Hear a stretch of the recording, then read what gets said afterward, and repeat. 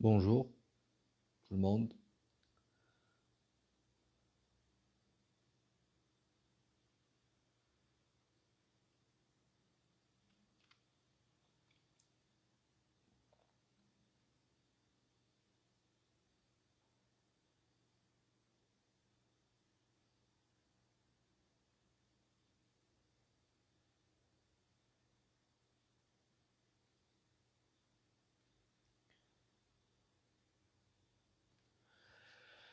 Donc, j'attends toujours que les, les étudiants prennent part à cette séance distancielle. Donc, je demande à l'administrateur du groupe de diffuser le lien du groupe aux étudiants pour qu'ils puissent suivre cette séance.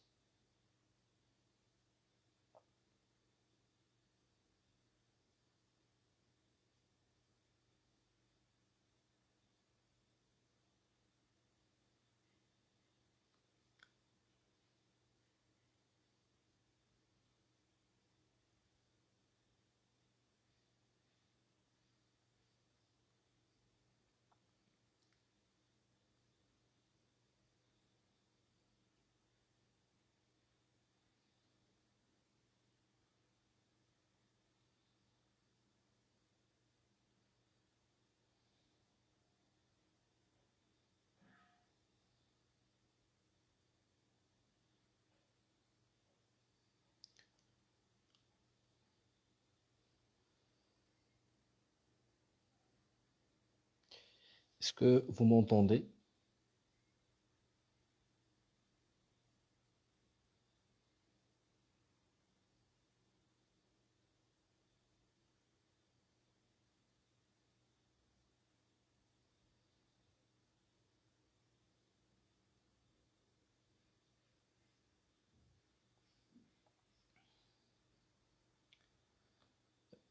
Bonjour, est-ce que vous m'entendez?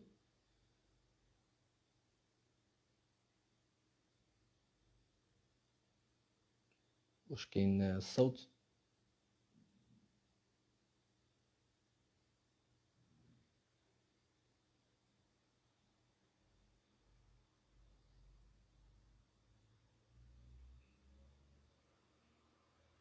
Pas de apparemment ما كاينش الصوت.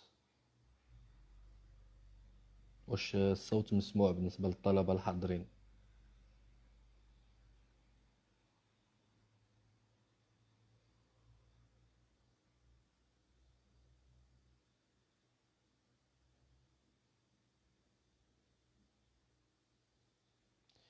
Est-ce que vous m'entendez? Je ne reçois toujours pas de réponse. واش كاين الصوت؟ ميرسي. شكرا. كنشوف شحال واش الطلبة كلهم التحقوا بهاد المحاضرة ولا مازال؟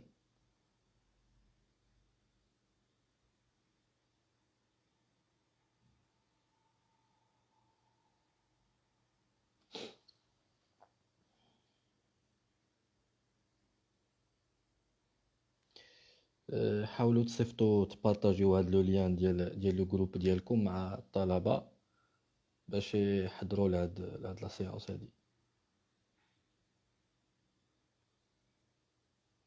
Parce que la présence, aussi bien pour la séance à distance et la séance présentielle, est obligatoire.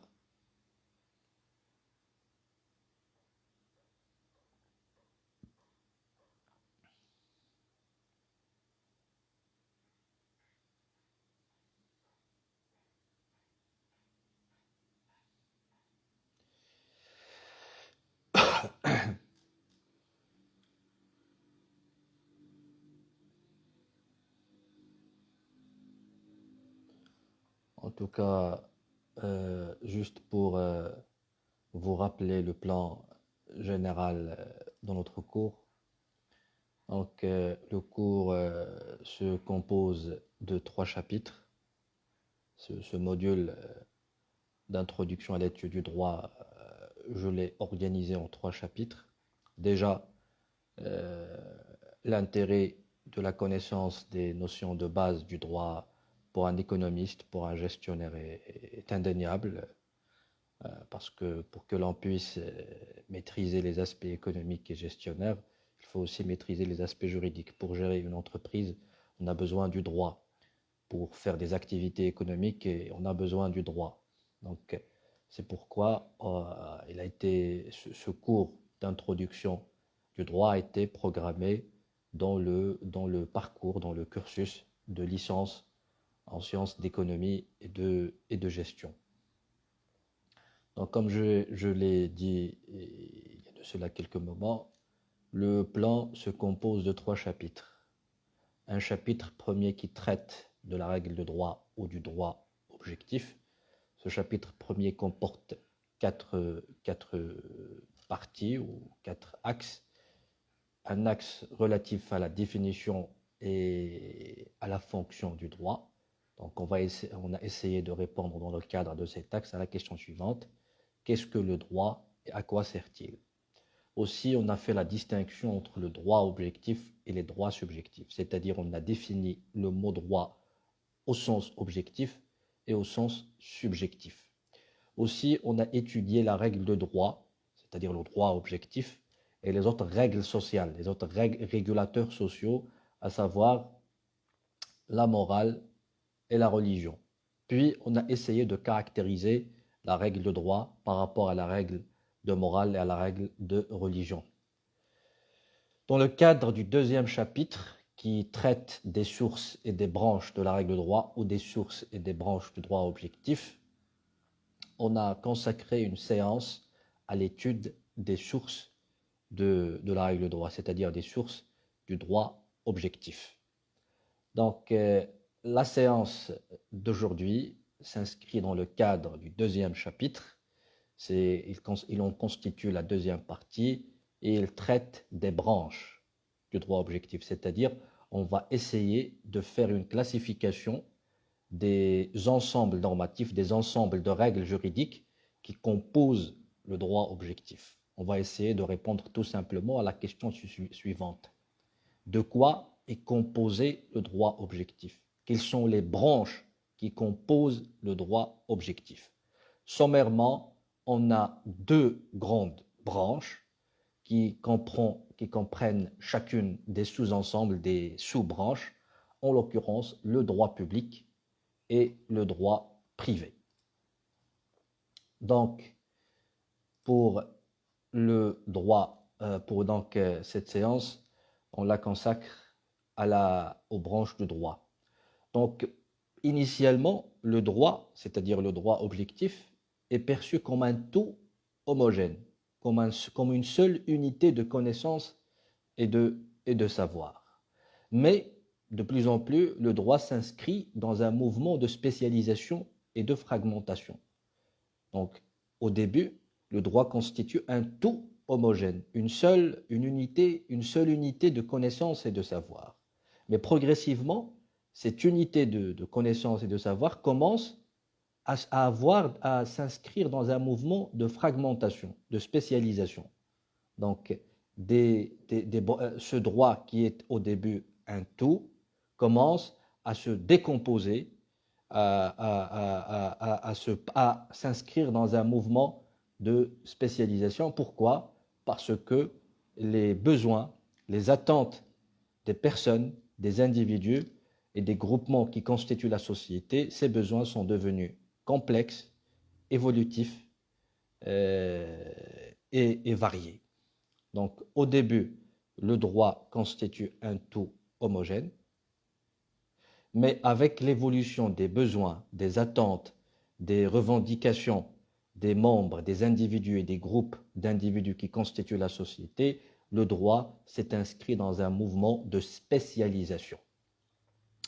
Donc, l'objectif de cette spécialisation consiste en l'adéquation des règles de droit aux besoins variés et de plus en plus composés de la société.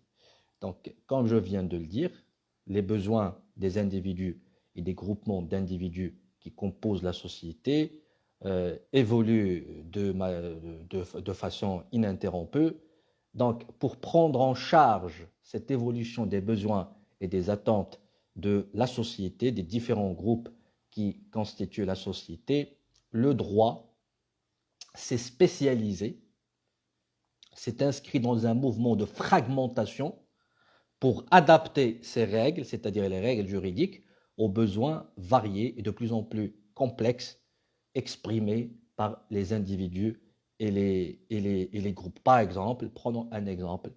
Euh, Aujourd'hui, on utilise l'informatique dans tous les aspects de la vie quotidienne. L'informatique a envahi notre vécu quotidien.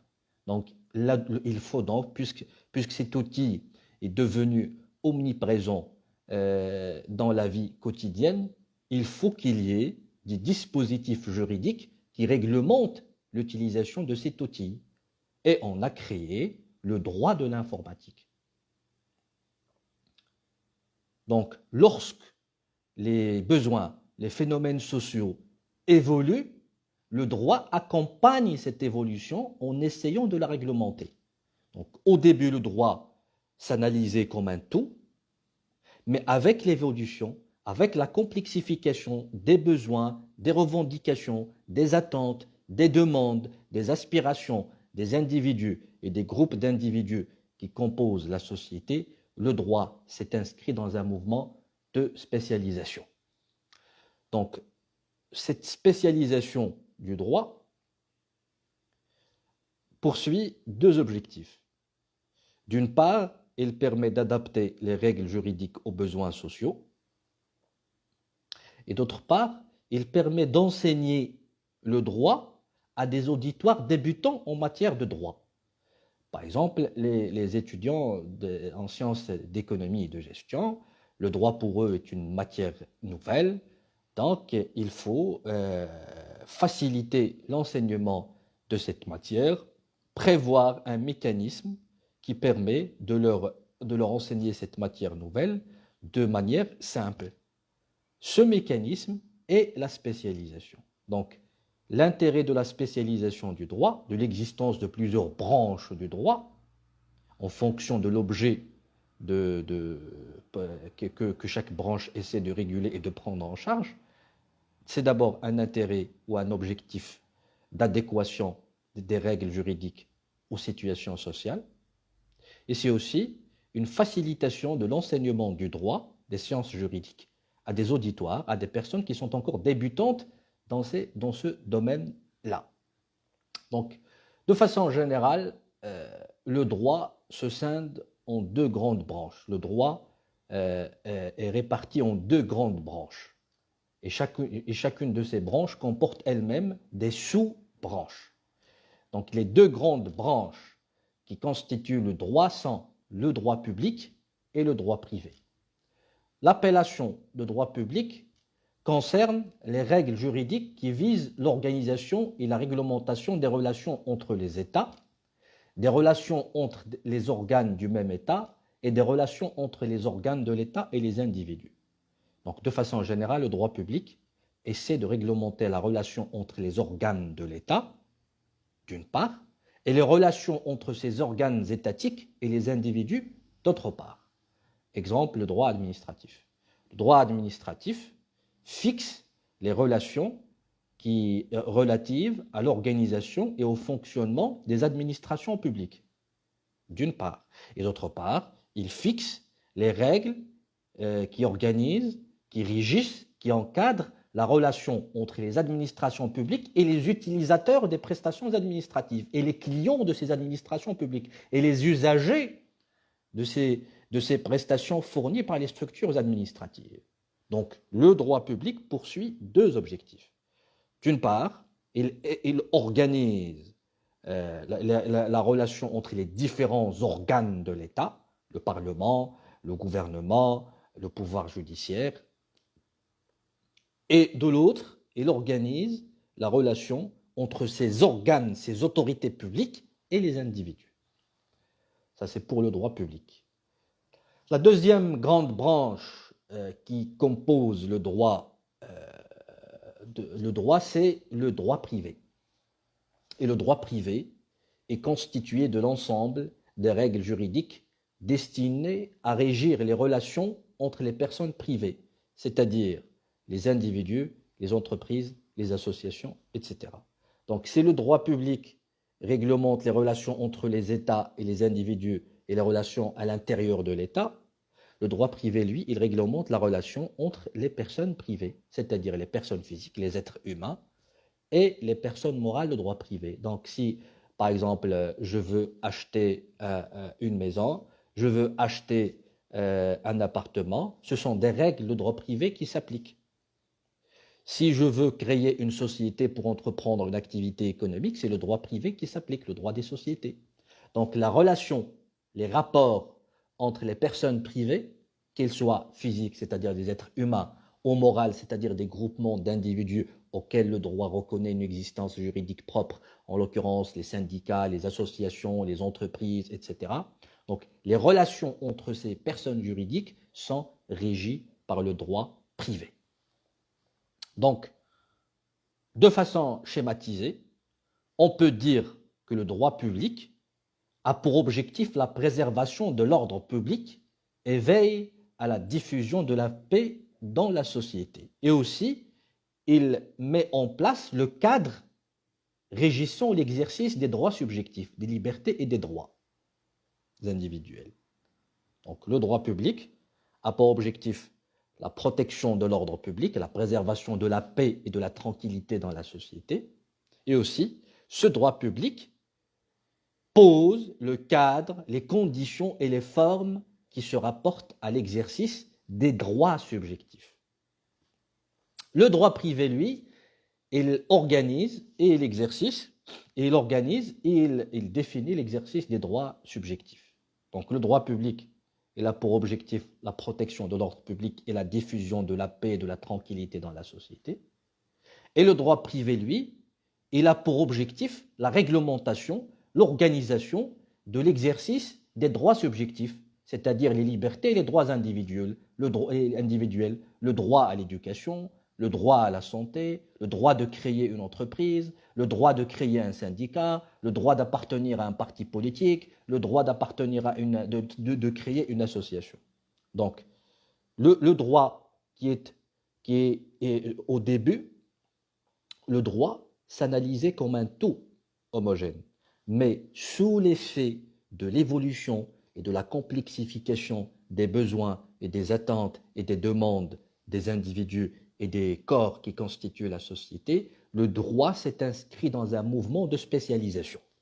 Ce mouvement de spécialisation du droit, matérialisé par la naissance de plusieurs branches et sous-branches du droit, répond à deux objectifs.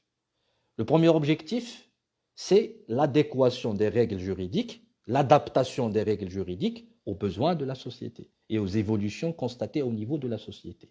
Et aussi, l'objectif de cette répartition des règles du droit en plusieurs branches et sous-branches, c'est de faciliter la compréhension de ce cours de droit pour des personnes qui commencent à l'étudier, des personnes débutantes en matière de sciences et de connaissances juridiques.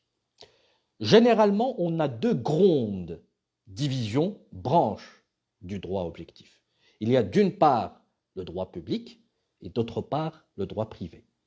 Le droit public, il est constitué de toutes les sous-branches, de toutes les règles juridiques ayant pour objectif la régulation, l'organisation du fonctionnement des institutions publiques, le législatif, l'exécutif, le judiciaire, et les relations de celles-ci avec les individus, avec les particuliers. Pour le droit privé, il est constitué de toutes les règles juridiques destinées à organiser l'exercice des droits subjectifs. Pour créer une entreprise, c'est le droit privé qui s'applique. Pour faire des achats, c'est le droit privé qui s'applique. Pour vendre, c'est le droit privé qui s'applique. Donc, les relations entre les personnes privées sont régies par le droit privé. Et les relations entre les organes de l'État eux-mêmes et leurs relations avec les individus sont, elles, quant à elles, régies par le droit public. Et de façon sommaire, on peut dire que le droit public vise la protection de l'ordre public et la diffusion de la paix et de la tranquillité dans la société. Parce que pour que l'on puisse créer des entreprises, pour que l'on puisse faire des activités ou entreprendre des activités économiques, il nous faut une société stable, il nous faut un cadre social stable. On ne peut pas faire des activités économiques dans une société déstabilisée, dans une société qui manque d'ordre. Donc, pour que les commerçants puissent mener leurs activités, ils ont besoin d'un cadre social stable. La préservation de la stabilité de la société, qui est une condition sine qua non et essentielle à l'exercice de l'activité économique et à l'exercice de toutes les libertés individuelles, cette fonction est assurée par l'ordre public. Pour le droit privé, lui, il fixe les conditions et les formes de l'exercice des droits subjectifs. Par exemple, des individus veulent réunir leurs moyens intellectuels, leurs moyens financiers, leurs moyens logistiques pour créer une entreprise. La procédure et les conditions de création de cette entreprise sont régies par le droit privé. Donc, le droit public assure la paix et l'ordre public, parce qu'on ne peut pas faire des activités économiques sans stabilité, sans paix dans la société. Et le droit privé, lui, il définit les formes, les conditions de l'exercice des droits subjectifs desquels nous avons parlé précédemment. Aussi, le droit public a pour objectif la satisfaction de l'intérêt général. Les activités menées par l'administration publique visent donc la prise en charge de besoins collectifs, tels l'éducation, la santé, la sécurité des biens et des personnes. S'agissant du droit privé, lui, il assure, bien sûr sous réserve des conditions posées par le droit public, la satisfaction d'intérêts personnels. En guise par voie d'exemple, une personne qui achète une maison vise à réaliser un besoin individuel, un besoin privé, en l'occurrence celui d'avoir un logement. C'est la raison pour laquelle cette situation, cette relation, cette opération est régie par le droit privé. Donc les opérations que l'on mène dans la société et qui ont pour but la préservation de l'intérêt collectif, ils sont régis par le droit public. Mais les opérations qui sont destinées à la satisfaction d'intérêts personnels, à la réalisation de profits individuels, ces relations sont réglementées, sont soumises au droit privé. Donc, on a donné le cas d'une personne qui veut acheter ou désireuse d'acheter une maison. Aussi, il va de même pour des personnes, comme je viens de le dire, qui réunissent, qui mutualisent leurs moyens financiers en vue de la création d'une société ou pour créer une société en vue d'entreprendre une activité lucrative, c'est-à-dire une activité génératrice de profit personnel. Donc c'est ça le principe. Les opérations juridiques destinées à la satisfaction de l'intérêt général, de l'intérêt de la collectivité, sont en principe organisées et régies par les règles de droit public. Quant aux opérations qui ont pour but la satisfaction d'intérêts personnels, privés, individuels, ces relations sont en principe régies par le droit privé. Ça, c'est le principe. Mais ce principe connaît bien évidemment des atténuations, des exceptions. Le droit privé n'est pas systématiquement, machinalement, automatiquement, dans tous les cas, conçu pour réaliser des intérêts ou des profits individuels, dans la mesure où l'administration publique peut recourir au droit privé pour réaliser des tâches administratives destinées à la satisfaction de besoins publics. Donc l'administration publique qui veille sur l'intérêt général peut utiliser des moyens, des règles de droit privé pour assurer sa tâche. Donc à partir de cet exemple, il faut dire que cette distinction entre le droit public et le droit privé sur la base de leur finalité, étant donné que le droit public vise l'intérêt général et le droit privé vise les intérêts personnels, c'est une distinction importante. Mais il faut la relativiser, il faut la nuancer. Il n'est pas juste de manière absolue. Il faut la relativiser, il faut l'atténuer. Pourquoi? Parce que dans la vie, dans le monde, dans la vie réelle, l'administration publique, qui vise la préservation de l'intérêt de la collectivité, de l'intérêt collectif, de l'intérêt général, peut utiliser les moyens, les règles de droit privé pour réaliser les tâches qui lui incombent. Donc cette distinction sur la base de la finalité, elle est importante, est certes importante, mais elle est relative. Donc si on vous pose la question, est-ce que la distinction entre le droit public et le droit privé sur la base de la finalité, étant donné que le droit public vise l'intérêt général et le droit privé vise l'intérêt personnel, est valable de façon absolue? La réponse serait comme suit. Cette distinction est importante, car, en principe, le droit public vise la préservation de l'intérêt général et le droit privé vise la préservation des intérêts personnels. Mais cette distinction, malgré son importance, est à relativiser, est à nuancer, car l'administration, qui est chargée de protéger l'intérêt général, peut recourir, faire intervenir les règles de droit privé pour réaliser des tâches administratives, des prestations administratives. Donc, par conséquent, bien sûr, comme je viens de le dire, la distinction entre le droit public et le droit privé sur la base de l'objectif ou de la finalité demeure relative et exige un affinement plus poussé, bien sûr, en fonction des cas. Donc, sur la base de cette petite introduction, nous allons nous consacrer le temps restant de temps qui reste de cette séance à présenter et à décrire les sous-branches de droit public d'une part et les sous-branches du droit privé de l'autre. Parce que, comme je l'ai dit au début de la séance, les deux grandes divisions du droit sont le droit public et le droit privé. Donc, comme je l'ai dit tout à l'heure, on va commencer par les sous-branches du droit public. Donc, comme je l'ai dit tout à l'heure, le droit public réglemente le rapport entre les pouvoirs publics d'un côté et les rapports entre ces pouvoirs publics et les particuliers de l'autre. Il se décompose comme suit. Donc, le droit public comprend le droit constitutionnel, le droit administratif, le droit public financier, le droit international public.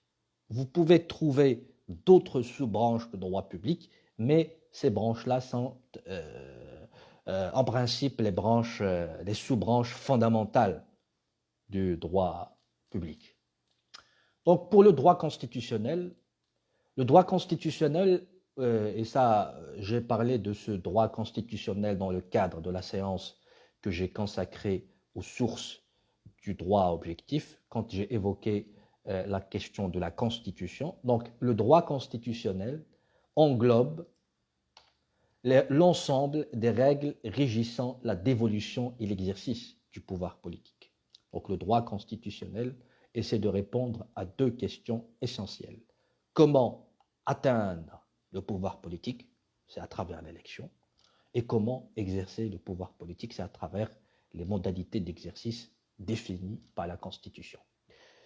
Et comme on l'a soulevé auparavant au niveau des développements consacrés à la notion juridique ou au sens juridique ou à l'acception juridique du mot constitution, on a essayé de définir sur le plan juridique, sur le terrain juridique, la signification du mot constitution, et sur la base de cette définition juridique du vocable du mot constitution, on peut dire que les règles constitutives du droit constitutionnel déterminent l'organisation et le fonctionnement des pouvoirs publics, c'est-à-dire le pouvoir exécutif, le pouvoir législatif et le pouvoir judiciaire d'une part, et les rapports entre ces trois pouvoirs publics et les particuliers de l'autre. Donc c'est ça, en quelque sorte, l'objet du droit constitutionnel qui constitue une sous-branche appartenant à une branche plus vaste, plus large, en l'occurrence le droit public. Outre le droit ou en sus du droit constitutionnel, le droit public est également composé du droit administratif. Et le droit administratif, il englobe toutes les règles qui régissent l'organisation et le fonctionnement de l'administration publique. Donc le droit administratif essaie d'abord de répondre à la question suivante. Comment s'organise l'administration publique, c'est-à-dire quelles sont les structures qui composent l'administration publique et comment fonctionne-t-elle? Donc, le droit administratif répond à deux questions majeures dans un premier temps. Comment s'organise l'administration publique et quelles sont les activités poursuivies par l'administration publique? Et outre cet objet du droit administratif, ce même droit réglemente également la relation entre l'administration publique et les usagers des services des prestations administratives et les citoyens. Donc, le droit administratif, qui est une sous-branche faisant partie du droit public, à l'instar du droit constitutionnel, ce droit administratif fixe l'organisation de l'administration publique et ses activités, d'une part.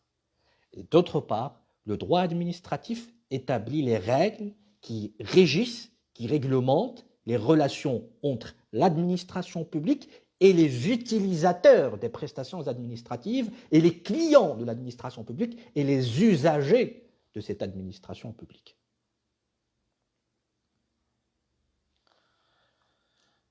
Donc, aussi, le droit public comprend une sous-branche importante, à savoir le droit public financier. Le droit public financier est également appelé le droit des finances publiques.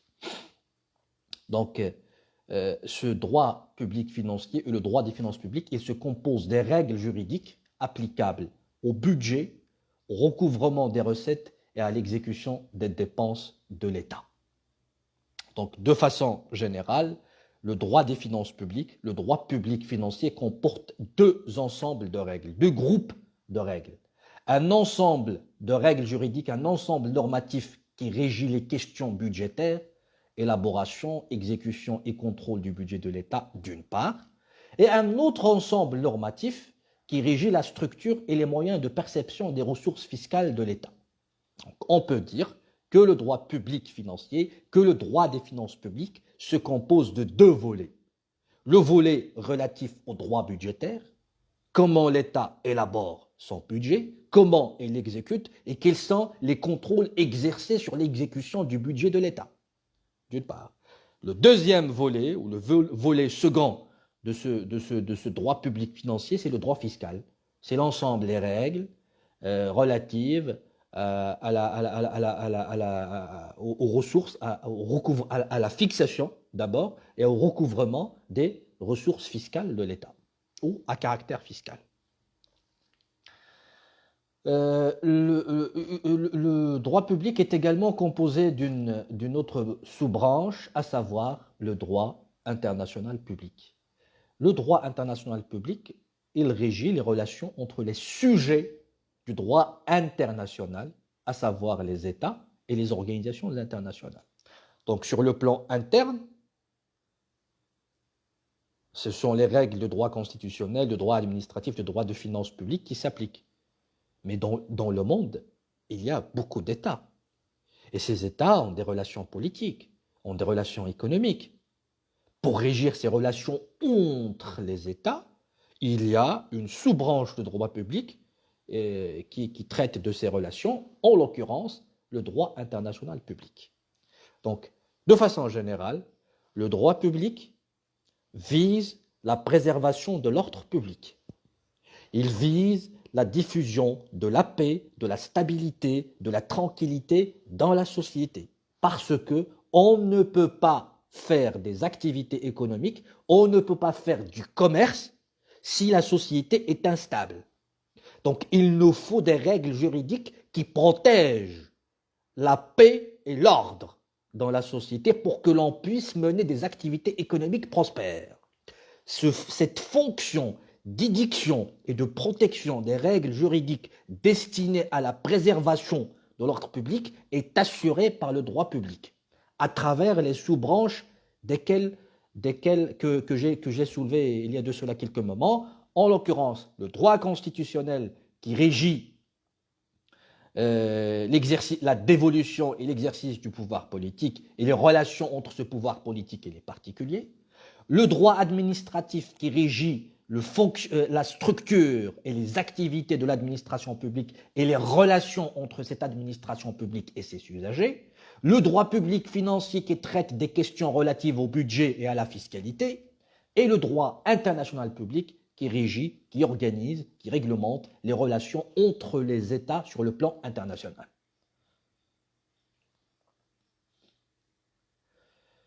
Donc ça, c'est pour les sous-branches du droit public. Maintenant, on va consacrer quelques développements au droit privé et ses sous-branches. Donc, à la différence du droit public qui s'intéresse entre autres, bien sûr, aux relations entre les personnes privées et les personnes publiques, et ici, il faut faire attention à la signification juridique du mot « personne ». Dans le langage courant, la personne, c'est un être humain.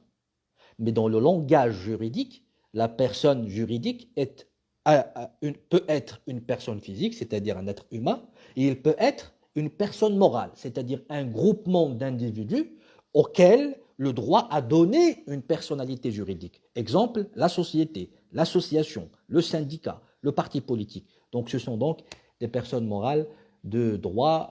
On va en parler bien sûr de manière davantage détaillée prochainement. Donc à la différence du droit public qui s'intéresse entre autres aux relations entre les personnes privées et les personnes publiques, bien sûr le mot personne est utilisé dans ce cours, dans son acception, dans son sens juridique. Le droit privé, lui, c'est-à-dire ce droit privé, il réglemente, il régit, il organise les relations entre les personnes privées, qu'elles soient physiques, c'est-à-dire des êtres humains, des individus, ou des personnes morales, c'est-à-dire des groupements d'individus auxquels le droit reconnaît une existence juridique propre, donne la personnalité juridique, telle que, bien sûr, les sociétés, les associations, etc. Donc, pour les sous-branches du droit privé, il se décline comme suit. Il y a d'abord le droit civil ou le droit commun. Pourquoi l'appelle-t-on droit commun? Parce que les règles de droit civil sont en principe les règles qui organisent toutes les situations sociales, les relations sociales. Toutes les relations sociales. Mais, cette notion de droit commun qui renvoie au caractère initial d'unité et d'homogénéité du droit. Parce que j'ai dit au début de la séance qu'initialement, le droit s'analysait comme une unité de connaissance et de savoir, comme un tout homogène. C'est la raison pour laquelle on a institué un corps de règles juridiques applicable à toutes les situations sociales, à toutes les relations sociales. Mais le mouvement de spécialisation engendré par la complexification des besoins et des relations sociaux a engendré, a donné naissance à favoriser la spécialisation du droit. Donc ce droit commun, il continue d'exister, il continue de régir une pluralité de relations sociales, mais des relations sociales particulières, spéciales, sont régies par des sous-branches juridiques spéciales. Bien sûr, cette spécialisation s'inscrit dans le mouvement de fragmentation, de parcellisation de la règle de droit, perçue comme le corollaire direct, comme le résultat direct de la complexification, de l'évolution des besoins, des demandes, des attentes, des aspirations portées par les individus et les groupements d'individus qui composent la société. Donc le droit, la première sous-branche du droit privé, c'est le droit civil ou le droit commun. Le droit civil peut être défini comme suit. C'est l'ensemble des règles juridiques régissant les relations entre les personnes privées, aussi bien physiques que morales. Il constitue le droit commun dans la mesure où ces règles, c'est-à-dire les règles de ce droit civil, s'appliquent aux situations sociales, tant qu'ils ne sont pas écartés par des règles spéciales. Donc, en principe, les relations sociales sont régies par le droit privé. Exceptionnellement, des catégories spécifiques de relations sociales sont soumises à des régimes juridiques spéciaux. En d'autres termes, les rapports sociaux, quels qu'ils soient, sont en principe régis par le droit civil. Exceptionnellement, des catégories spécifiques de relations, d'activités sociales sont soumises à des règles qui dérogent du droit civil. C'est le cas par exemple du droit commercial et du droit administratif. Donc en principe, toutes les relations sociales sont régies par le droit civil. Ça c'est le principe, et ce principe connaît des exceptions dans la mesure où certaines catégories de relations sociales sont soumises à des régimes juridiques spéciaux. C'est le cas des relations commerciales soumises au droit commercial. Donc le droit commercial est un droit qui déroge au droit civil. Également, les relations administratives, les relations entre l'administration et ses usagers sont soumises au droit administratif qui est lui aussi un droit dérogatoire au droit civil. Donc, le plus souvent, le droit civil comporte les subdivisions suivantes. Le droit des obligations et des contrats, le droit des personnes, le droit de la famille, le droit des biens et le droit successoral. Et quand on observe cette composition, la matière qui constitue le droit civil, on peut facilement constater que le droit civil organise, régit la part prépondérante, une partie importante, la majeure partie sinon, de la vie en société, l'état civil, la liberté contractuelle, le droit du travail, etc., etc. Donc, outre le droit civil, le droit privé comporte le droit des affaires. Donc, de façon générale, on peut définir le droit des affaires comme l'ensemble des règles juridiques relatives à la liberté d'entreprendre. Le texte constitutionnel, dans un régime libéral, le texte constitutionnel garantit la liberté d'entreprendre, c'est-à-dire il permet aux individus de faire le commerce pour réaliser leurs intérêts privés, pour réaliser des profits. Parce que l'objectif du droit dans un régime libéral, c'est de faciliter le commerce, c'est de faciliter l'exercice du commerce, c'est de faciliter la recherche des individus de leurs intérêts individuels, en particulier dans le domaine économique. C'est la raison pour laquelle la Constitution garantit à chaque Marocain la liberté d'entreprendre, la liberté de faire le commerce. Et pour faire le commerce, et pour mettre en œuvre et bénéficier de cette liberté d'entreprendre consacrée par la Constitution, il y a des règles juridiques qui s'appliquent. Ces règles juridiques sont réunies sous l'appellation de droit des affaires. Donc le droit des affaires ne constitue pas une branche univoque en quelque sorte. Il est composé de plusieurs règles juridiques ayant une incidence sur la liberté d'entreprendre. Donc, chaque fois qu'un ensemble de règles juridiques est susceptible d'exercer une influence quelconque sur la liberté d'entreprendre, sur le droit de faire le commerce, on l'arrange dans le droit des affaires. On dit qu'il fait partie du droit des affaires. Donc, on peut dire que, de façon générale, le droit des affaires est l'ensemble des règles juridiques relatives à la liberté d'entreprendre ou susceptibles d'influer sur la liberté d'entreprendre. Il réglemente donc la création des entreprises et les relations entre ces entreprises.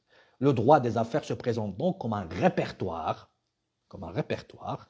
de règles juridiques composées du droit commercial, du droit des sociétés, du droit de la concurrence et du droit de la propriété intellectuelle. vous allez constater facilement que ces droits, le droit commercial, le droit des sociétés, le droit de la concurrence, le droit de la propriété intellectuelle, etc., ont des influences, influent sur la liberté d'entreprendre. Et c'est la raison pour laquelle ils constituent cette branche ou cette sous-branche de droit privé que l'on dénomme le droit des affaires. Donc, outre le droit des affaires, le droit privé comporte également le droit social. Et ce droit social est constitué des règles juridiques ayant pour objet l'organisation et la régulation des relations aussi bien individuelles que collectives de travail. Donc, grosso modo, le droit social est constitué des règles juridiques qui organisent la relation entre l'employeur et le salarié, entre l'employeur et le travailleur. Il se compose de deux grandes subdivisions, le droit du travail, qui régit la relation entre le travailleur et l'employeur, et le droit de la sécurité sociale. Ce droit de sécurité sociale est composé des règles destinées à garantir les travailleurs et leurs familles contre des risques sociaux, maladie, invalidité, maternité, accident de travail, maladie professionnelle. Parce qu'on sait très bien qu'à l'occasion de l'exercice de leur activité professionnelle, les travailleurs sont exposés à des risques d'accident de travail, à des risques de maladie, à des risques d'invalidité. Donc, il faut couvrir, il faut les garantir contre ces risques, en l'occurrence, et ce rôle de garantie de ces travailleurs à l'égard contre ces risques, inhérents ou qui sont susceptibles d'émaner de leur activité professionnelle, et c'est une fonction donc qui relève du droit de la sécurité sociale. Donc le droit social est composé de deux subdivisions, le droit du travail qui réglemente la relation entre les employeurs et les travailleurs, et le droit de sécurité sociale qui englobe les relations destinées à garantir les travailleurs contre des risques sociaux, contre des risques professionnels, tels que les maladies professionnelles, les accidents de travail, etc. Donc on peut dire de façon globale que le droit de la sécurité sociale est la division du droit social composée des règles régissant les accidents de travail, les maladies professionnelles, d'une part, et les règles définition des cotisations sociales pour l'invalidité, pour l'incapacité, pour la pension, etc. Le droit privé est également composé du droit judiciaire privé ou ce qu'on appelle le droit processuel. Ce droit judiciaire privé ou le droit processuel est composé de l'ensemble des règles se rapportant à la justice civile. Donc ces règles ont pour objet d'assurer aux personnes juridiques, au sujet de droit, la sanction de leurs droits subjectifs, c'est-à-dire la sanction ou le contrôle de leurs droits subjectifs. Donc lorsque par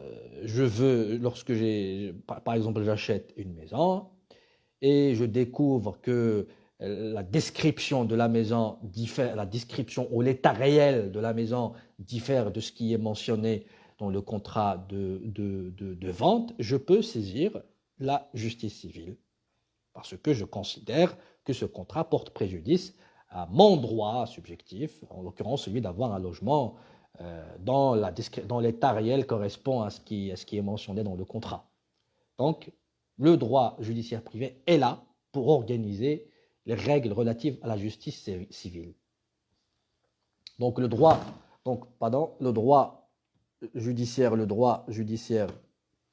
judiciaire privé définit les règles permettant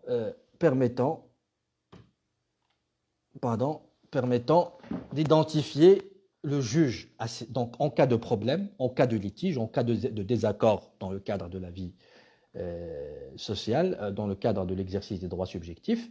Ce droit judiciaire privé, il faut saisir le juge. Le droit judiciaire privé est là pour répondre aux questions suivantes. Quel est le juge à saisir? Quelle est la procédure à suivre pour saisir le juge? Et quelles sont les modalités d'édiction, de production de la décision judiciaire? C'est-à-dire, de façon schématisée, en mots succincts, le droit judiciaire privé ou le droit processuel régit, organise le déroulement d'un procès de la saisine du juge jusqu'au prononcé de la décision définitive de ce dernier, c'est-à-dire du juge. C'est ça l'objet du droit judiciaire privé. C'est la réglementation, l'organisation du déroulement d'un procès, de la saisine du juge jusqu'au prononcé de la décision définitive de ce juge. Le droit privé comprend également le droit pénal, appelé dans certains États le droit criminel. Au Maroc, on l'appelle le droit pénal. Donc le droit pénal a pour but l'étude et la sanction de personnes auteurs de comportements préjudiciables à la vie sociale. Donc il se compose de ce qui suit. Le droit pénal général qui définit les règles et les principes communs à l'ensemble des infractions et des peines.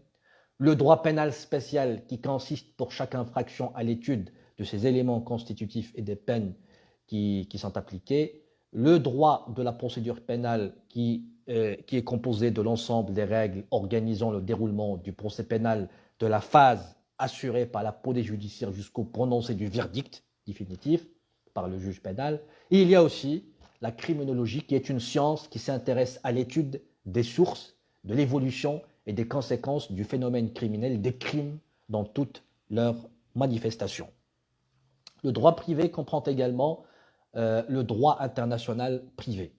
Le droit international privé, il renvoie à l'ensemble des règles régissant les relations privées entre deux personnes ayant des nationalités différentes, résidant dans des pays différents ou auteurs d'engagements conclus en dehors de leur pays de résidence. En tant que Marocain, vous pouvez par exemple acheter un bien en Espagne ou en France, et vice-versa, un Espagnol peut acheter un bien au Maroc. Donc ces relations entre des personnes de nationalités différentes ou résidant dans des pays différents, un Marocain installé en Égypte peut acheter un bien quelconque ou acheter un produit quelconque à un Espagnol installé aux États-Unis d'Amérique. Donc ces relations juridiques entre des personnes de nationalités différentes ou résidant dans des pays différents ou qui ont conclu des engagements en dehors de leur pays de résidence, ce type de relation est régi par une sous-branche de droit privé appelée le droit international privé. Donc, le droit international privé est constitué de l'ensemble des règles ayant pour but le règlement de litiges de droit privé présentant un ou plusieurs éléments d'extranité.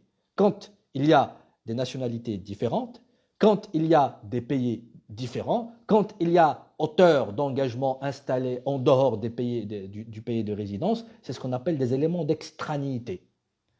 Donc ces éléments d'extranéité sont réglementés par le droit international privé à travers les règles qui le constituent. Donc on peut dire que le droit international privé, c'est l'ensemble des règles ayant pour but le règlement de litiges de droit privé qui présentent un ou plusieurs éléments d'extranéité, c'est-à-dire des nationalités différentes, pays de résidence différents ou engagements conclus à l'extérieur du pays de résidence. Donc quand ces éléments d'extranéité se présentent, ce sont donc les règles de droit international privé qui s'appliquent pour statuer sur le litige ou le désaccord survenu. Donc fondamentalement, le droit international privé répond, s'agissant bien sûr des litiges dotés d'au moins d'un élément d'extranéité, à deux questions majeures. Donc le droit international privé, face à des relations juridiques présentant au moins un élément d'extranéité, c'est-à-dire des nationalités différentes, pays de résidence différents ou engagements conclus en dehors du pays de résidence. Un achat conclu par un Marocain au Brésil, un achat conclu par un Marocain en Chine. Je voyage en Chine, je suis Marocain, je pars en Chine et j'achète là-bas un produit. Et il s'avère par la suite que le produit acheté est contrefaçonné, par exemple. Donc là, c'est un problème, c'est un litige, il faut le résoudre. La résolution de ce désaccord, de ce litige, de ce problème est assurée par une sous-branche de droit privé appelée le droit international privé. Donc le droit international privé répond, s'agissant des relations présentant un ou plusieurs, c'est-à-dire au moins un élément d'extranéité, à deux questions fondamentales. La juridiction habilitée à statuer sur le litige, quel est le juge que je dois saisir pour qu'il statue sur le litige, et une fois le juge connu, quel est le droit applicable. Par exemple, un Marocain qui achète un appartement en Belgique. Par la suite, il découvre que l'état réel de cet appartement diffère substantiellement de ce qui est mentionné dans le contrat. C'est un problème, c'est un litige. Quel est donc le juge compétent? Est-ce le juge marocain ou le juge belge? Et quelles sont les règles applicables? Est-ce les règles de droit privé marocain ou les règles de droit privé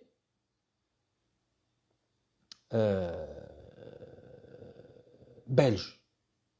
Donc, à ce type de questions, à ce type de problème, à ce type de situation conflictuelle, essaie de répondre ou répondent les règles constitutives de ce qu'on appelle le droit international privé.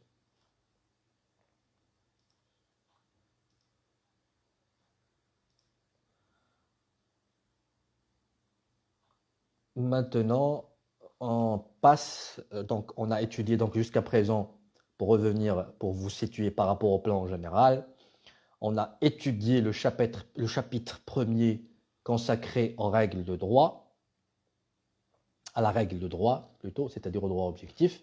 On a également étudié les sources et les branches de la règle de droit. Aujourd'hui, on a étudié les branches. Maintenant, on aborde le dernier chapitre du cours, en l'occurrence, qui est un chapitre très consistant et très important, en particulier pour les personnes, pour les étudiants qui suivent un cursus d'économie de gestion.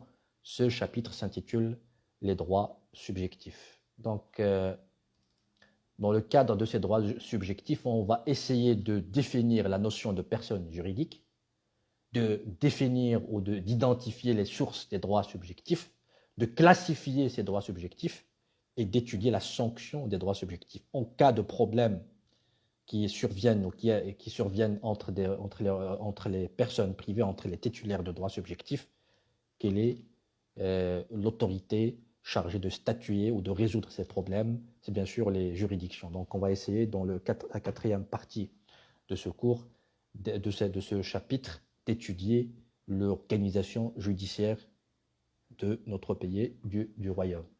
Donc, pour les droits subjectifs, on a dit, bien sûr, vous vous en souvenez bien sûr, les droits subjectifs sont des prérogatives reconnues par le droit objectif à ces sujets, c'est-à-dire aux individus et aux groupements d'individus dotés de la personnalité juridique. Donc, nous allons étudier le phénomène de personnalité juridique, bien sûr, avant de faire une classification des droits subjectifs, et par la suite, on va bien sûr étudier les moyens de résolution des problèmes susceptibles de naître entre les titulaires des droits subjectifs. Donc, la personnalité juridique. La personnalité juridique est un attribut abstrait, est un état, est un statut abstrait reconnu à toutes les personnes juridiques que l'on appelle également les sujets de droit. C'est à travers la personnalité juridique que les personnes juridiques, les personnes physiques, êtres humains et les personnes morales, associations, sociétés, etc., accomplissent des actes et des opérations juridiques et jouissent des droits subjectifs qui leur sont reconnus par le droit objectif.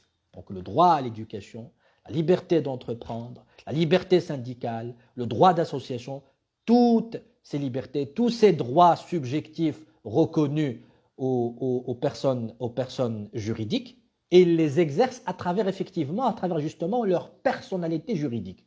Donc c'est la personnalité juridique est l'outil qui permet aux personnes physiques et aux personnes morales d'accomplir, de bénéficier des droits subjectifs que leur garantit le droit objectif. Donc la question qui se pose, quelles sont les catégories de personnes juridiques? Les personnes juridiques sont également appelées les sujets de droit. On les appelle également les sujets de droit. Donc, et en droit, comme je l'ai dit au début de la séance, le mot personne a une signification plus large par rapport à la signification qu'on lui donne dans le langage courant.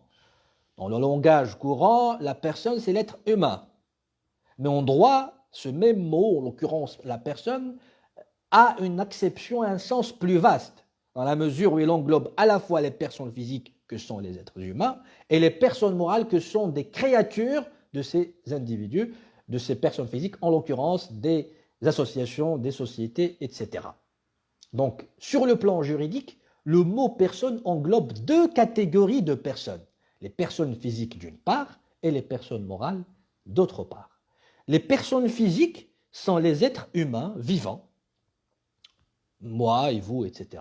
Et les personnes morales sont des groupements d'individus réunis en vue d'atteindre des objectifs communs. Donc la personne physique, c'est l'être humain, vivant. La personne morale, c'est un groupement d'individus qui se sont réunis pour réaliser des objectifs communs. Et le droit objectif leur a reconnu la personnalité juridique. C'est l'exemple des associations, l'exemple des sociétés. La société, c'est un groupement d'individus qui ont mutualisé leurs moyens financiers, leurs moyens humains, leurs moyens logistiques pour atteindre, pour exaucer des objectifs communs.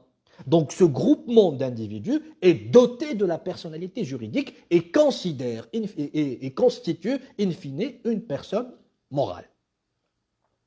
Donc le droit, donc les personnes physiques sont les êtres humains et les personnes morales sont des groupements d'individus qui ont réuni leurs moyens financiers, intellectuels, logistiques, etc. pour atteindre des objectifs communs. Le droit objectif reconnaît à ces groupements d'individus qui se sont réunis pour exaucer des objectifs communs la personnalité juridique. Et on les appelle donc des personnes morales. Ces personnes morales se scindent en deux types.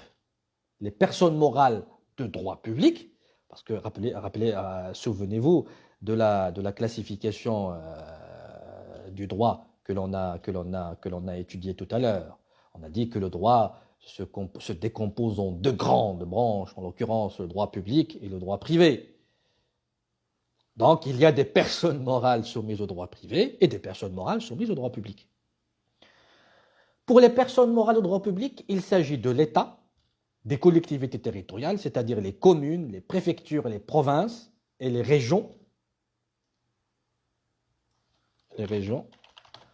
Au niveau du support pédagogique que je vous ai envoyé, j'ai écrit 2 fois commune, c'est une erreur de frappe. Donc les collectivités territoriales qui constituent des personnes morales au droit public sont les régions, les préfectures, les provinces et les communes. Et les établissements publics comme les universités, les centres hospitalo-universitaires, les académies régionales de l'éducation et de la formation.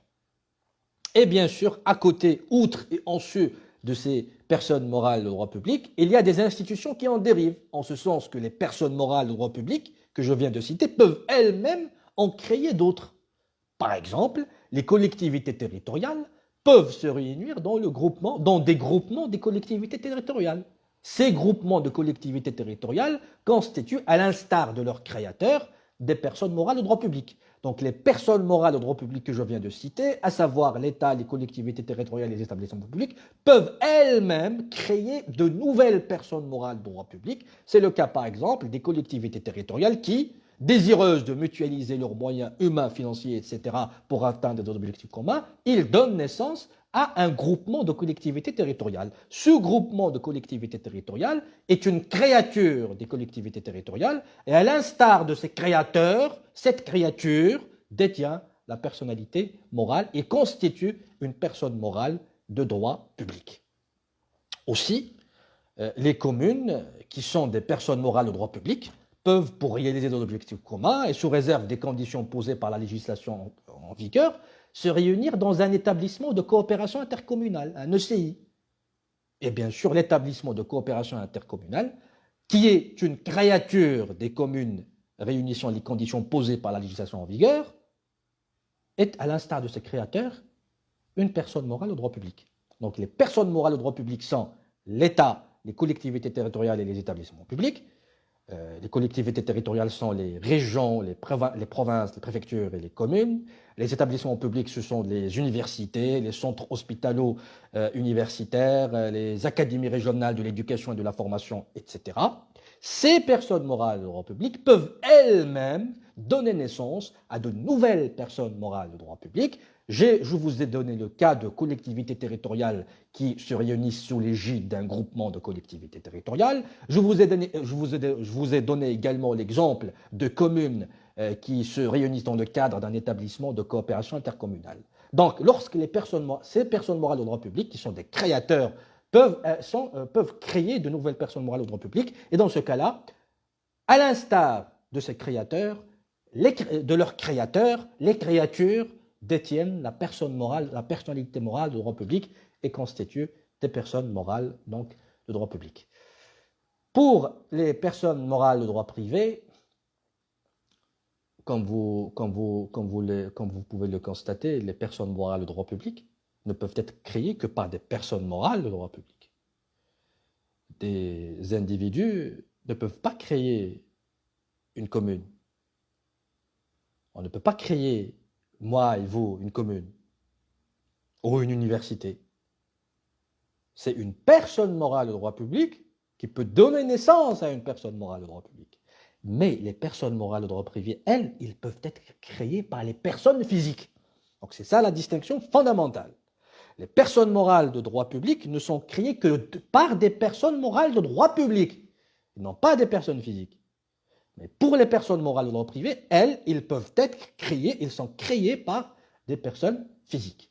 Donc les personnes morales de droit privé se créent par des personnes physiques, c'est-à-dire par des individus, et ce bien sûr pour réaliser des objectifs communs. C'est le cas des sociétés, des associations, des syndicats, des partis politiques, etc. Donc, en fonction des objectifs de leur création, les personnes morales de droit privé sont réparties en deux catégories. Les personnes morales de droit privé à but lucratif, c'est-à-dire dont l'objectif est la réalisation de profits, c'est le cas des sociétés. On crée des sociétés pour réaliser des profits, pour réaliser des bénéfices. La société constitue une personne morale de droit privé à but lucratif. Et il y a des personnes morales de droit privé à but non lucratif, c'est les associations. L'objectif de l'association n'est pas la réalisation de profits ou de bénéfices, mais elle a pour objet des activités humanitaires, des activités artistiques, des activités qui ne sont pas à but lucratif. Donc, les personnes morales de droit privé sont créées par les personnes physiques. Et en fonction des objectifs de leur création, ces personnes morales de droit privé sont réparties en deux catégories. Les personnes morales de droit privé à but lucratif, que sont les sociétés, et les personnes morales de droit privé à but non lucratif, que sont par exemple les associations. Donc, après avoir défini la personnalité juridique et les catégories de personnalité juridique ou de personnes juridiques, une question mérite d'être soulevée. À quoi sert cette personnalité juridique? Quelle est l'utilité? Quel est l'intérêt, finalement, de cette personnalité juridique? Au début de la séance, on a dit de manière schématisée que la personnalité juridique est le moyen qui permet aux personnes juridiques de bénéficier des droits subjectifs que leur garantit le droit objectif. Donc, et finalement, quel est l'intérêt, donc, sur la base de ce que nous venons de présenter, quel est l'intérêt, l'utilité de cette personnalité juridique? Donc, déjà, pour parler de l'utilité, mettons ou fixons dès à présent une définition de la personnalité juridique, une définition précise et concise, dès la constatation de leur existence. Dès qu'ils existent, les personnes sont réputées détentrices de la personnalité juridique, c'est-à-dire qu'ils sont titulaires de droits, droit de vote, droit de saisir la justice, etc., et d'obligations, paiement des impôts, respect du code de la route, respect du droit du travail. Donc, de façon claire et de façon résumée, et sans nous adonner à des développements plus compendieux ou fastidieux, on peut dire que la personnalité juridique peut être définie comme l'aptitude à être titulaire de droits et d'être soumis à des obligations. Dès qu'ils existent, et matériellement, dès la constatation de leur existence, les personnes bénéficient de la personnalité juridique. Cette personnalité juridique leur donne l'aptitude d'être titulaire de droits, par exemple le droit de vote, le droit d'association, la liberté d'entreprendre, et d'être soumis à des obligations, le paiement du montant de l'achat d'un bien, etc., du prix d'un bien, le paiement de l'impôt, le respect du code de la route, le respect du code du travail, etc. Maintenant, l'acquisition de la personnalité juridique. Comment s'obtient, comment acquérir la personnalité juridique? Et bien sûr, avant de parler de cette acquisition, j'ai oublié de vous parler de l'utilité. Parce qu'avec l'évolution du cours, bon, on a défini la personnalité juridique.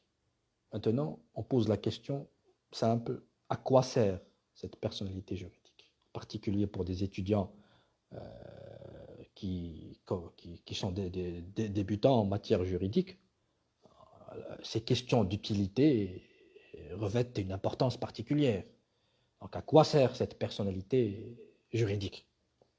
Donc, la personnalité juridique incarne l'attribut dont sont dotées les personnes morales et les personnes physiques. En conséquence, l'examen de l'utilité de cet attribut dépend de la catégorie des personnes qui se revendiquent ou qui estiment être titulaires de cet attribut de personnalité juridique. Donc, pour les personnes physiques, la personnalité juridique, il les protège et il protège leurs biens. Vous êtes un sujet de droit, donc en cas, vous êtes un sujet de droit, en cas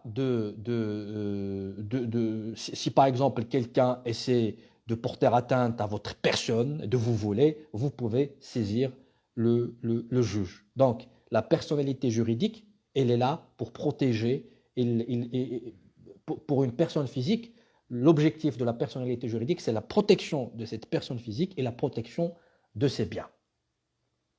Aussi, pour les personnes morales, la reconnaissance à leur avantage de la personnalité juridique leur permet d'accomplir des opérations, des actes juridiques.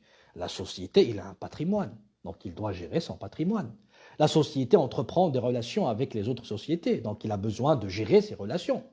C'est à travers sa personnalité morale qu'il effectue ces opérations juridiques, qu'il dispose des droits dont elle est titulaire. Donc pour la personne physique, la personnalité juridique vise la protection de cette personne physique et de ses biens. Et pour la personne morale, la personnalité juridique permet à cette personne morale d'effectuer les actes, les opérations juridiques nécessaires à la préservation des intérêts, à la réalisation des objectifs ayant présidé à sa création. Sur ce s'achève cette séance. La séance prochaine sera consacrée à l'acquisition et à la disparition de la personnalité juridique. Pour vous permettre de suivre avec moi, je vous ai déjà envoyé le support pédagogique et vers la fin du semestre, je vais vous donner le support de cours en entier qui sera composé de ce que je vous ai déjà envoyé à travers la coordinatrice, bien sûr, de votre groupe et à travers aussi les moyens de diffusion dont vous m'avez fait part. Donc, je vous remercie pour avoir suivi la séance. Et aussi, je demande aux personnes, aux étudiants qui gèrent la page de diffuser cette séance à tous les étudiants concernés. Je vous remercie pour le suivi et à la séance prochaine. Merci.